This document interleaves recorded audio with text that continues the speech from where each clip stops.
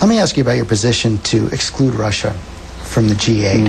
How are you going to get that done? Every other G8 nation is against it. Well, you have to take positions whether other nations agree or not, because you have to do what's best for America. Got some visitors here. And the world. That's Sam. Look at Russia's actions in the last week or so. He'll get out. He'll get out. He'll be fine. In the last week or so, look at Russia's actions. They cut back on their oil supplies to the Czechs because the Czechs made an agreement with us. They have now thrown out or forced out BP out of Russia. And by the way, a lot of us thought that might happen. They continue to put enormous pressures on Georgia in many ways. They're putting pressure on Ukraine.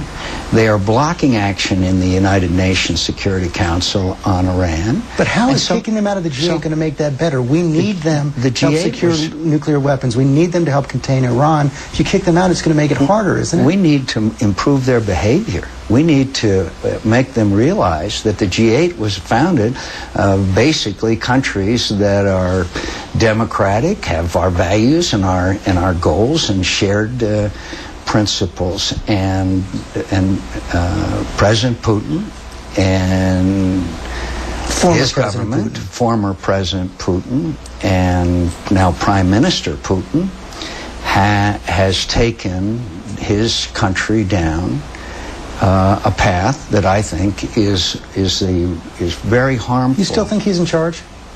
Oh yes, I am confident. Yes, I believe that he's in charge, and I don't think he would have chosen his successor if he didn't think he would remain in charge. Well, let me get back to the original question. They become an autocracy. Because President Medvedev says this proposal isn't even serious. So I go back.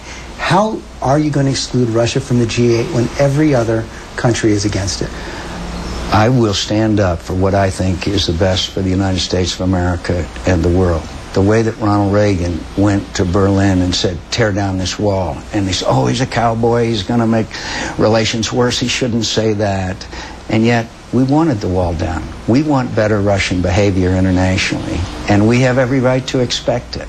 And I will do what I can to see that they reverse many of the behavior patterns which have really been very unhelpful to peace in the world.